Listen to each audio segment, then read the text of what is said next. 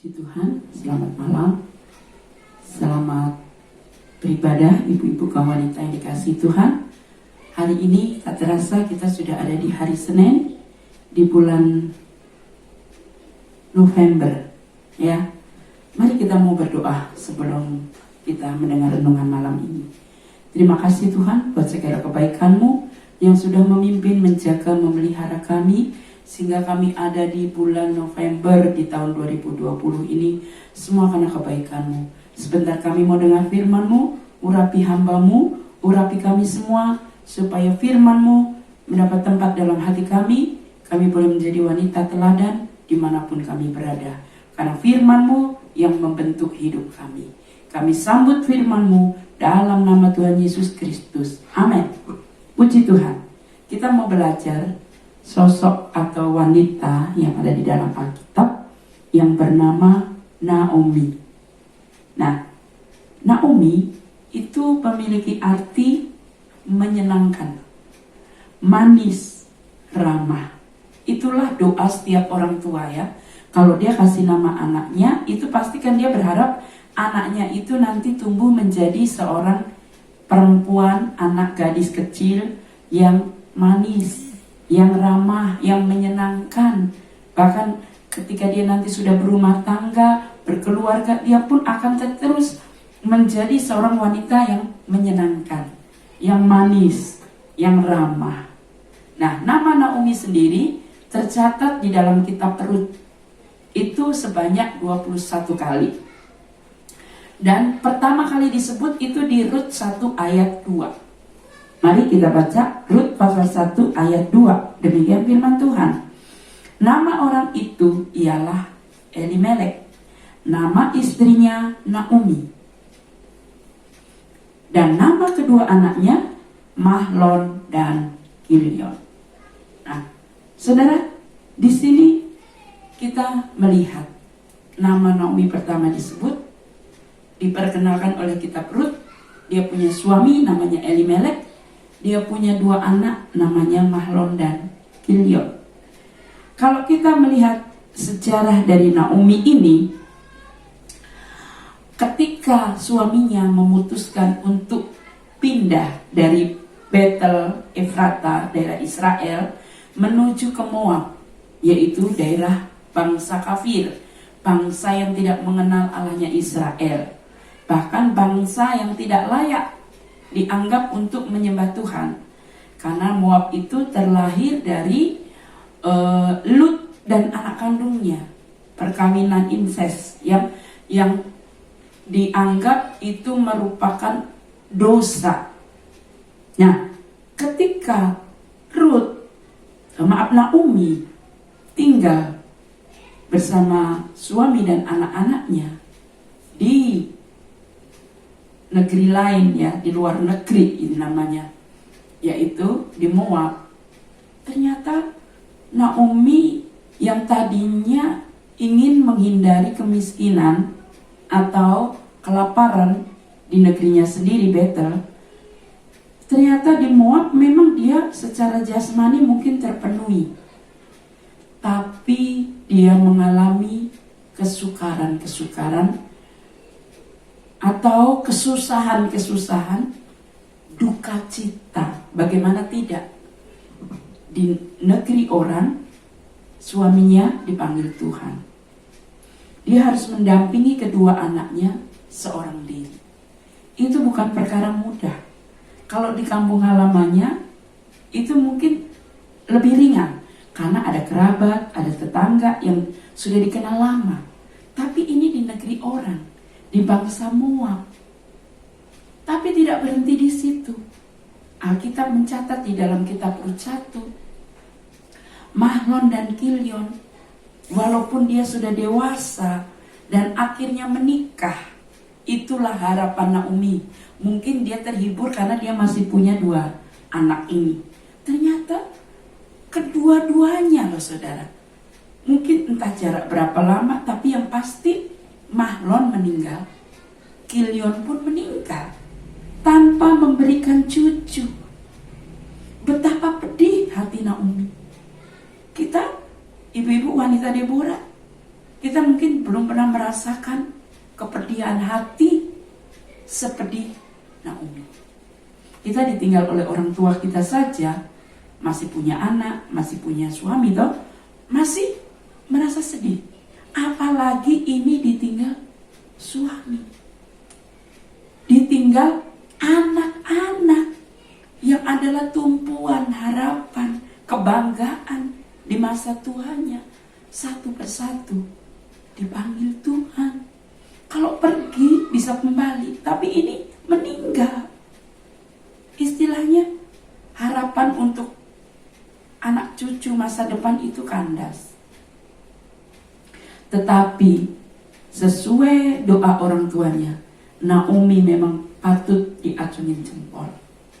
Ternyata walaupun hidupnya penuh rasa pahit, ya penuh hal-hal yang pahit menghampiri dia, duka cita, ditinggalkan orang-orang yang dikasihi, ada tinggal di negeri orang, seorang diri, walaupun dia punya 2 menantu, tetapi Naomi dia tetap menjadi seorang yang menyenangkan, seorang yang baik. Dia tidak menunjukkan bahwa dia itu sedih. Dia orang yang paling susah di dunia ini. Lalu dia murung, lalu dia marah-marah, lalu dia membentak-bentak menantunya. Tidak. Atau sebaliknya, mungkin Naomi gak mau makan karena dia mogok makan, karena susah yang begitu dalam. Tidak. Alkitab mencatat 2 menantunya ini sangat salut sama Naomi. Buktinya, Naomi dia tidak pernah menceritakan kedukaan hatinya itu. Dia hanya memutuskan, aku akan kembali ke negeriku, ke Betel, di kampung keluargaku. Kedua menantunya gak rela, saudara. Kalau Naomi jahat, menantunya pasti, udah cepat pergi, gitu kan. Tapi kedua menantunya ini gak mau melepaskan Naomi. Bahkan mereka menangis, merengek. Jangan. Lalu Naomi membujuk Orpa dan Rut. Pulanglah ke rumah keluargamu. Kau masih muda. Kau bisa menikah lagi. Kau bisa merancang lagi masa depanmu. Kau bisa beranak cucu bersama kaum keluargamu. Di sini saya melihat Rut, dia tidak mau meninggalkan Naomi. Orpa pun tidak mau, tapi karena Naomi mendesak, memberikan alasan-alasan kenapa dia harus pulang, akhirnya Orpa mau pulang. Tinggal Rut. Saudaramu sudah pergi, iparmu, sekarang kamu tinggalkanlah saya. Kamu pulanglah ke rumah orang tuamu. Lalu hiduplah merangkai masa depan kembali. Tapi apa kata Rut? Rut 1 ayat 16. Tetapi kata Rut, janganlah desak aku meninggalkan engkau dan pulang dengan tidak mengikuti engkau. Sebab kemana engkau pergi, ke situ jugalah aku pergi. Di mana engkau bermalam, di situ jugalah aku bermalam. Bangsamu lah bangsamu, bangsaku, Allahmu lah Allahku. Ini bukti Naomi. Dia tetap ramah, dia tetap baik, dia tetap manis. Sikapnya, sifatnya, walaupun dirundung bertubi-tubi duka cita, kesukaran, kesulitan, ditinggalkan oleh orang-orang yang dikasihi, dia tetap bisa mengasihi orang-orang di sekitarnya. Dia mengalami pahit tapi hatinya tidak kepahitan. Ada masalah tapi tidak ada dendam, benci, lalu menyalahkan Tuhan, menyalahkan siapapun. Tidak. Itulah sebabnya kedua menantunya bukan hanya gak mau melepaskan Naomi, tapi sebaliknya malah dia mau ikut Naomi pulang ke Bethlehem. Dia malah bilang, bangsamu lah bangsaku. Dia ingin mengikuti jejak bangsa Naomi. Allahmu lah Allahku. Dia bertobat. Dia mau tinggalkan semua yang di Moab, ikut Naomi. Itu pasti ada teladan hidup yang dimiliki oleh Naomi, sehingga membuat menantunya ini condong untuk mengasihi dan lebih baik ikut Naomi dibandingkan kembali ke kampung halamannya, yaitu kota Moab. Nah, saudara, kenapa ini terjadi? Karena Naomi tetap berusaha untuk menyenangkan hati orang-orang di sekitarnya. Walaupun dia punya masalah sebetulnya, tapi dia tidak fokus sama masalahnya. Buktinya dia mau kembali ke Betel. Dia pandang Tuhannya. Dia mengandalkan Tuhan. Dia tahu apa yang di dunia ini orang terdekat, harta sekalipun tidak bisa diandalkan. Ya, dia fokus. Dia masih punya masa depan karena dia punya Tuhan. Naomi bukan tipe orang yang menceritakan kesukarannya kepada banyak orang untuk dikasihani atau diberi simpati. Naomi tetap berusaha menjadi berkat justru di tengah-tengah dia sendiri punya kesulitan dan masalah. Nah, wanita Kristen, hendaknya kita kaum wanita belajar. Saya pun mau belajar seperti Naomi. Di tengah kesulitan, kesukaran yang mungkin orang tidak rasakan. Kesulitan yang dirasakan oleh Naomi ini hanya Naomi yang bisa merasakan. Orang lain cuma taunya, oh suaminya meninggal, anak-anaknya meninggal. Tapi gak tahu persis hati Naomi. Hanya Naomi yang merasakan betapa dia kehilangan.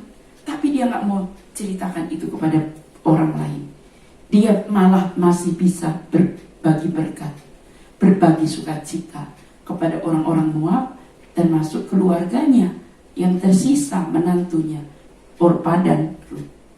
Yang kedua, saudara, walaupun Naomi mengalami masalah kesesakan, Naomi tidak pernah mengucapkan perkataan negatif, mengeluh dan bersungut-sungut. Tapi sebaliknya, perkataan yang memberkati itu yang selalu keluar dari mulut Naomi.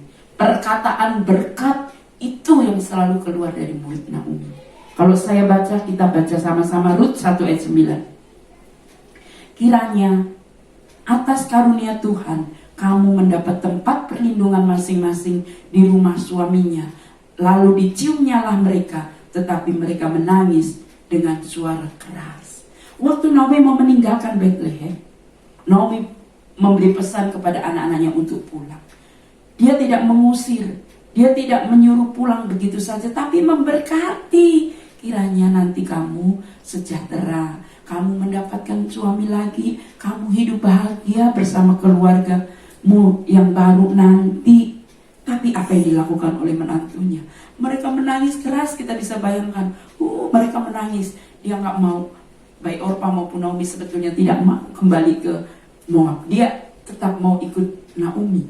Itu bukti bahwa Naomi ini benar-benar wanita yang jadi berkat. Ya, walaupun dia sudah kehilangan semua, dia mau pulang kembali ke negaranya, dia mau ikut, gak mau melepaskan Naomi. Di sini Naomi masih memperkatakan perkataan berkat. Bahkan ketika akhirnya Orpa pulang kembali ke kerabatnya, hanya Rut yang ikut Naomi. Mulai dari nol. Naomi dia gak bawa apa-apa. Untuk makan dia harus cari makan. Kalau Rut ikut Naomi karena dia kaya raya, wajar. Mungkin dia menginginkan kekayaannya. Ini justru Rut harus bekerja supaya dia bisa makan bersama ibunya. Dengan cara apa? Memungut gandum di ladang orang. Ngambil, memungut sesuatu yang sudah tidak dipakai. Kalau di pasar yang memungut cabai-cabai yang sudah dibuang. Nah, kebetulan kalau di Israel itu kan ada di beberapa negara juga, kalau saya baca itu kalau petani panen itu memang ada yang disisakan. Kalau ada yang tersisa itu boleh diambil oleh siapa saja.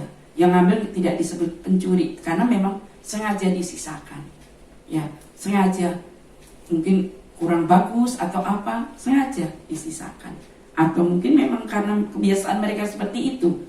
Nah, kerjaan Rut seperti itu. Dan hasilnya buat makan. Setiap kali Rut mau berangkat kerja, itu Naomi memberkati. Bahkan ketika pulang kerja, dia lihat hasilnya. Naomi juga memberkati, bukan hanya memperkatakan berkat kepada Rut, tapi juga orang yang punya ladang itu, sehingga Rut bisa memungut gandumnya.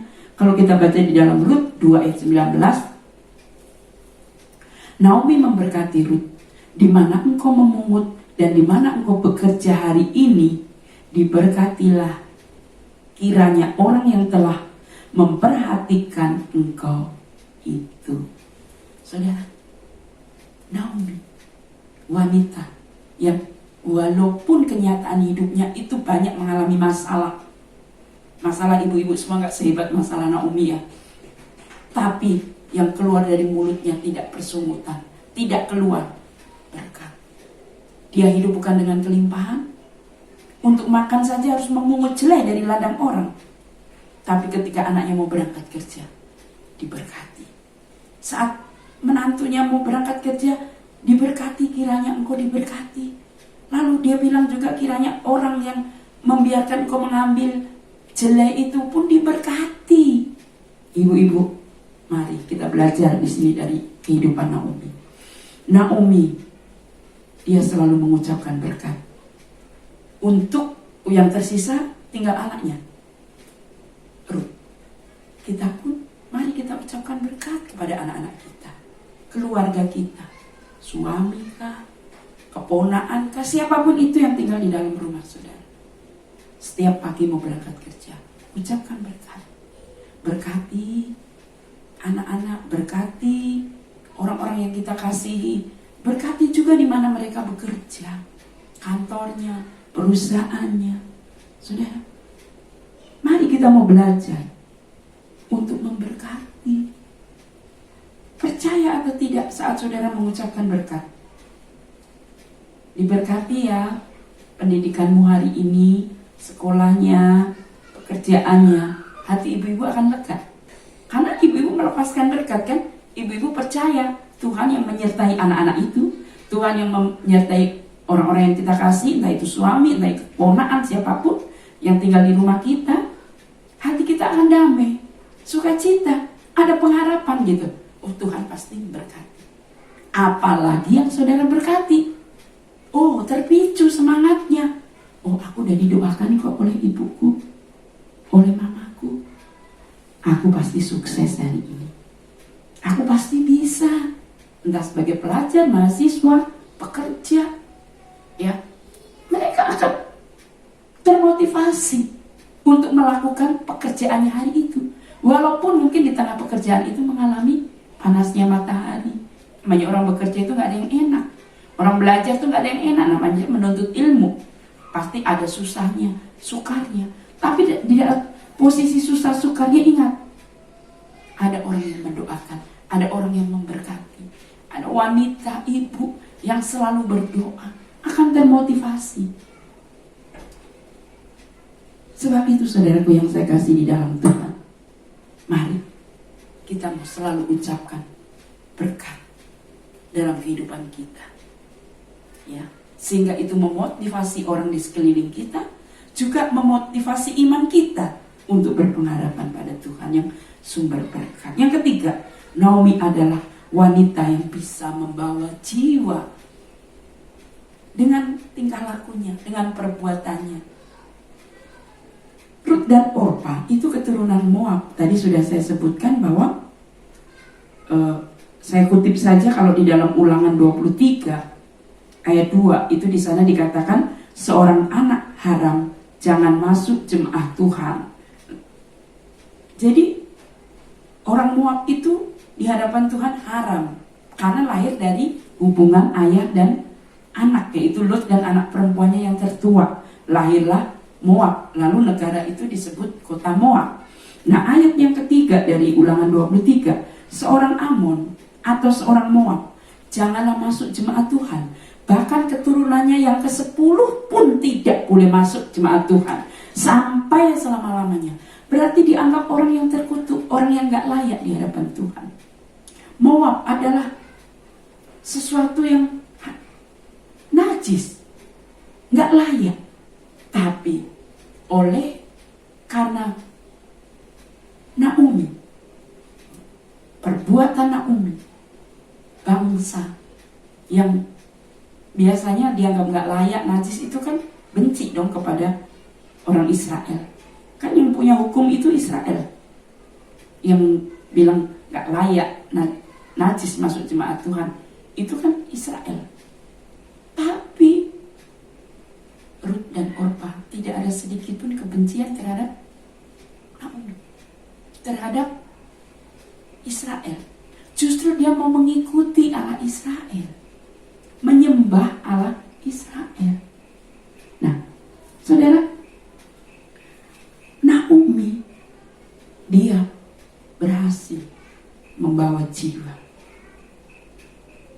yaitu menantunya. Jarang ya, kalau biasanya menantu itu takut sama mertua kan? Karena rata-rata kalau kita dengar cerita sinetron, cerita orang-orang yang sering bicara sama kita, mertuanya galak, suka ngatur. Nanti suaminya udah dikasih makan ini, karena suaminya itu kan anaknya. Dia nggak suka begitu, dia sukanya begini, suka mengkritik. Ini kenapa jemuran begini? Kenapa ini ruang tamu begini? Kebanyakan orang tua, karena mertua itu kan orang merasa sudah tua, pengalaman, itu dia tidak membimbing menantunya, tapi mengatur, mendikte, menuding, menuduh, nggak bisa, gitu kan? Naomi bukan tipe mertua yang seperti itu. Nah, ini yang kita mau belajar dari Naomi. Tapi Naomi ini dalam hal ketika dia mau pulang ke Betel aja, dia menyerahkan kepada menantunya, kamu pilih, pulanglah. Jadi Naomi bukan tipe mertua yang suka mengatur anak dan menantunya. Nah, biarlah kita sebagai wanita Kristen yang ada di tengah dunia yang jahat ini, jangan kita juga berlaku seperti orang dunia. Tetapi mari kita menjadi wanita yang disukai banyak orang, tidak memaksakan kehendak, memiliki karakter Kristus. Kristus itu kan penuh kasih, tidak menghakimi, menuduh, apalagi terhadap menantunya sendiri. Sekalipun menantunya berbuat sesuatu yang kurang pas, masalahnya mungkin tidak selera kita, cara mengatur ruangan rumahnya tidak sesuai selera kita, lebih baik kita merangkul. Kenapa ini begini? Pasti ada alasan dong, dan gak mungkin dia alasannya itu tidak baik. Pasti masing-masing punya pendapat dan alasannya masing-masing. Kita sebagai orang tua mendoakan, memberkati, merangkul, membimbing, terlebih biar kita jadi teladan dalam hal rohani. Karakter kita biarlah tetap menjadi karakter yang baik. Yang keempat selanjutnya, saudara, Naomi memang hidupnya menemui rasa pahit, duka cita yang bertubi-tubi, tapi bukan akar pahit. Rut 1 ayat 19 itu di sana dikatakan saat Naomi kembali ke Betel, orang-orang mulai berbisik-bisik, itu kok kayak Naomi ya, yang sudah bertahun-tahun meninggalkan Bethlehem. Nah, ketika Naomi mendengar, itu Naomi, gempar ya di kota itu, Naomi dah pulang gitu kan. Tapi kok sendiri ya, kan begitu. Tapi ayat 20 dari Rut 1, tetapi ia berkata kepada mereka, jangan sebutkan aku Naomi, sebutkan aku Mara, sebab yang Maha Kuasa telah melakukan banyak yang pahit kepadaku. Arti ayat ini apa? Jangan sebut aku Naomi, tapi Mara. Jangan sebut aku manis, tapi pahit. Dia mau menceritakan keadaannya. Tuhan telah mengambil suami dan anak-anaknya. Banyak duka cita yang dia alami. Tetapi Naomi tidak memiliki kepahitan. kepada Tuhan. Justru Naomi di sini mengakui, sadar bahwa apa-apa yang ada di bumi ini tidak ada yang bisa diandalkan, diharapkan. Anak, suami itu kan harapan di masa tuanya. Ternyata gak bisa diharapkan. Ternyata satu-satunya yang bisa diandalkan itu Tuhan. Itulah sebabnya dia kembali ke Bethlehem, kembali ke rumah Tuhan. Nah, terlihat juga saat Naomi mengucapkan kata berkat kepada Ruth, itu bukti bahwa Naomi ini begitu mengasihi Tuhan, mengandalkan Tuhan. Di saat-saat masalah yang bertubi-tubi itu, bahkan dia memberkati orang yang punya ladang, yang membiarkan Ruth memungut celeng. Bahkan ketika dia belum pulang ke Bethlehem, ke Betel, dia sudah bilang kepada kedua menantunya ini apa? Kiranya engkau nanti diberkati bersama keluargamu yang baru, suami-suamimu, begitu. Jadi namanya diberkati itu siapa yang sanggup memberkati? Tuhan. Jadi iman, keyakinannya kepada Tuhan kuat. Pahit, masalah, kesukaran itu tidak membuat Naomi jauh dari Tuhan. Tapi sebaliknya, ternyata hatinya begitu lekat dan mempercayai Tuhan. Sekalipun Naomi mengalami hal-hal pahit, tapi tidak ada akar pahit dalam hatinya. Naomi tidak menyalahkan atau membenci siapapun, tetapi justru Naomi terus memberkati orang-orang di sekitarnya. Bahkan dia kembali kepada Tuhan. Dia mengasihi Tuhan lebih dibandingkan yang kemarin. Yang kelima, Naomi adalah mertua idaman. Kita semua ibu-ibu, walaupun kita sudah tua ya, pasti pengen punya mertua idaman. Walaupun pasti banyak ya kita yang sudah gak punya mertua. Tapi kita sekarang kan juga akan menjadi mertua. Bahkan ada yang sudah jadi mertua. Mari kita belajar dari Naomi menjadi mertua idaman. Dari ayat ini saja, mertua idaman itu mertua yang seperti apa? Selalu mendoakan menantunya. Tidak pernah mencaci, memarahi, memaki-maki, ya, ngerasani apalagi, tapi mendoakan. Yang kedua, bersikap baik. Naomi kan bersikap baik kepada Ruth dan Orpa. Yang ketiga, menganggap menantu itu anak kandungnya sendiri. Karena ada sebagian orang, dia anggap anaknya itu ya anak kandungnya, menantu. Bahkan saat marah, dia akan mudah berkata, kamu sekarang menantuku, tapi kalau kamu sudah tidak jadi istri dari anakku, maka kamu itu orang lain. Ada loh saudara, mertua yang seperti itu, bahkan mertua yang sudah di dalam Tuhan.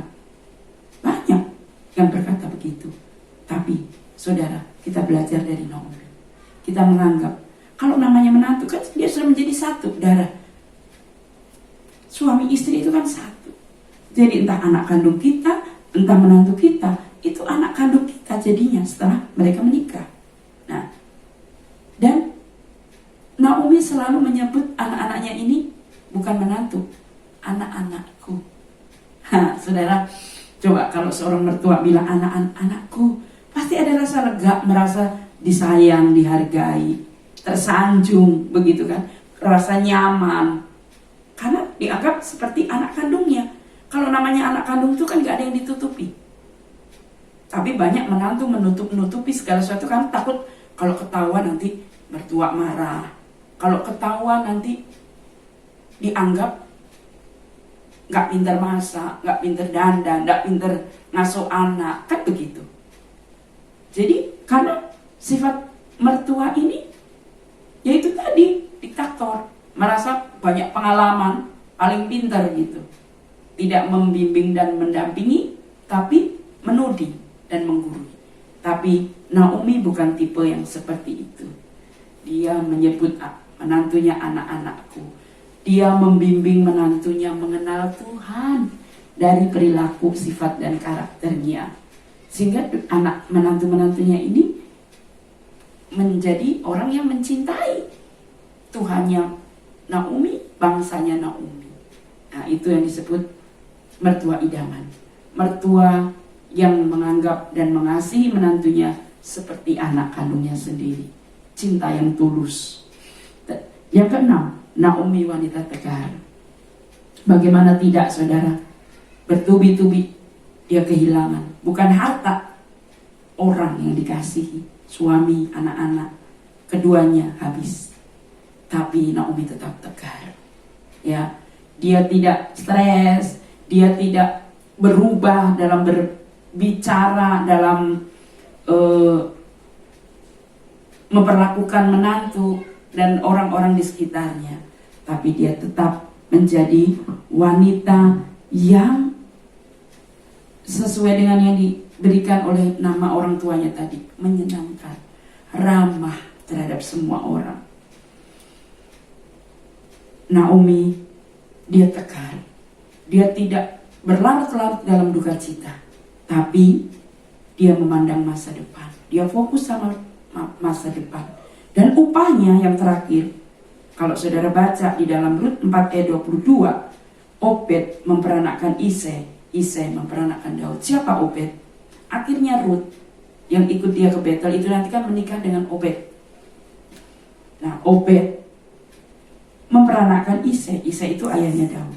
Dan kalau saudara baca dalam Matius 1 ayat 5, akhirnya nanti memperanakkan Yesus Kristus. Jadi agen Tuhan. Nah, alangkah indahnya kalau mertua dan menantu, wanita ya, sama-sama cinta Tuhan, bisa jadi alatnya Tuhan. Tentu keturunannya akan menjadi orang-orang yang menyukakan hati Tuhan, menyukakan kerajaan surga. Puji Tuhan, firman Tuhan tidak saya panjangkan. Biarlah kita mau belajar dan meneladani Naomi, sosok wanita yang tegar, wanita yang disayang oleh menantunya, wanita yang memiliki karakter kasih, ramah, peduli terhadap semua orang, walaupun dirinya sendiri sedang dalam masalah. Itulah pesan firman Allah malam ini. Mari kita berdoa. Terima kasih Tuhan buat firman-Mu. Tanamkan firman-Mu dalam hati kami.